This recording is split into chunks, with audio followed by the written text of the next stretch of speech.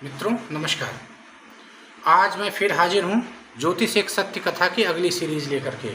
कल हमने आपको शुक्र के बारे में बताया, शुक्र के कारक तत्व के बारे में विस्तार से चर्चा की। कुछ कारक तत्व शुक्र के छूट गए थे, वो मैं ले लेता हूँ। आप समझ लीजिए कि शुक्र सौंदर्य का कारक है। बात समझ रहे हैं आप? शुक्र सौंदर्य का कारक है, सुंदरता का कारक है।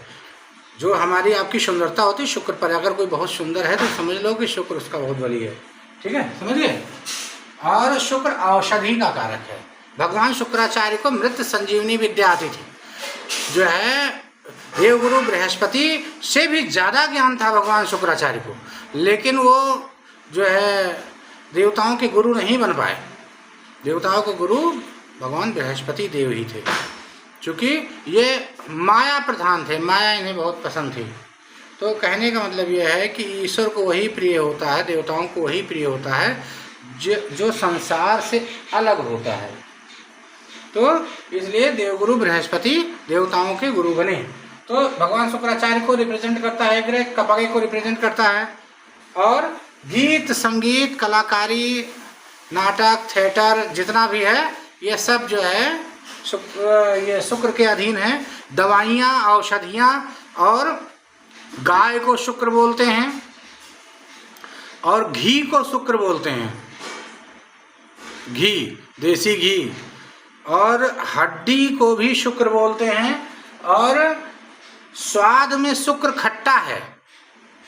बात समझ रहे हैं? शुक्र का स्वाद क्या है? खट्टा है। जब शुक्र की महादशा आए तो कुछ न कुछ खट्टा, चाहे नींबू ही एक टुकड़ा लेकर के जो है भोजन के साथ खाएंगे तो स्वास्थ्य हमेशा अच्छा रहेगा। हम आपको बता दें कि जो आपको एसिडिटी होती है वो ग्रहों की वजह से ही होती है। अगर जब जो है शरीर में इम्बैलेंस होता है तब तो शनि की महादशा आ गई, राहु की दशा आ गई, शनि की साढ़े साती है, ढैया है, पनौती है, तो इसमें क्या होता है कि पेनक्रियाज जो आपकी अग्न्याशय अग्निमंद हो जाती है। अग्निमंद होने पर जो है भोजन पचता नहीं ठीक से। अब भोजन नहीं पचता है तो गैस बनती है। तो ये ग्रहों के वजह से होता है। अगर उन ग्रहों के तत्वों को भोजन में लिया जाए खाने में तो हमको एसिडिटी नहीं होगी और कभी रोग होएगा ही नहीं, हमेशा स्वस्थ जीवन हम जिएंगे। बृहस्पति के कारक तत्वों में मैंने आपको बताया था, बृहस्पति वृद्धि का कारक है। वृद्धि का कारक, जैसे कोशिकाओं में वृद्धि होती है भाई, हम छोटे से थे, धीरे धीरे धीरे धीरे धीरे बड़े हो गए, इतने बड़े हो 6 फुट के हो गए, तो क्या हुआ? कोशिकाओं में वृद्धि हुई तभी तो हुए।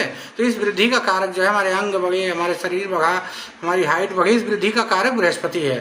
तो ऐसा ही जो है, इसीलिए जब बृहस्पति बिगड़ता है, बिना बृहस्पति बिगड़े जो है देखो कैंसर नहीं होता किसी को।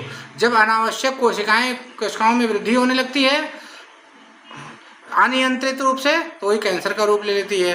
तो ये खराब बृहस्पति है। और कहीं कोई सिस्ट है, गांठें हैं पेट में या सिर में या शरीर में, कहीं भी जो भी गांठें हैं वो गांठें क्या हैं? वो गांठें शुक्र हैं। सिस्ट जो है शुक्र है।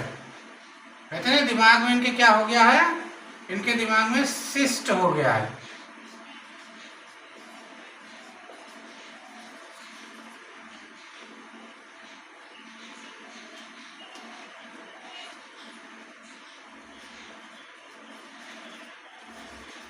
इसमें कुछ पेन में गड़बड़ी हो गई है, लग नहीं रहा है। चलो कोई बात नहीं।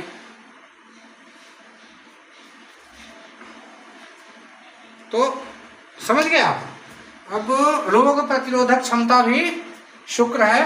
आप अगर जल्दी जल्दी बीमार हो जाते हैं इसका मतलब शुक्र कमजोर है आपका। आपका तेज शुक्र है। अगर मस्तक का तेज डाउन हो गया है तो समझ लीजिए शुक्र डाउन हुआ। शुक्र डॉक्टर है। अगर कुंडली में शुक्र बली है तो आप डॉक्टर बनेंगे, कलाकार बनेंगे, गीत संगीत समझेंगे और समस्त औषधियों के ज्ञाता होंगे और आप बहुत ही खूबसूरत होंगे। बात समझ रहे हैं आप? तो ये थे शुक्र के कारक तत्व, हमने इसे पूरा किया।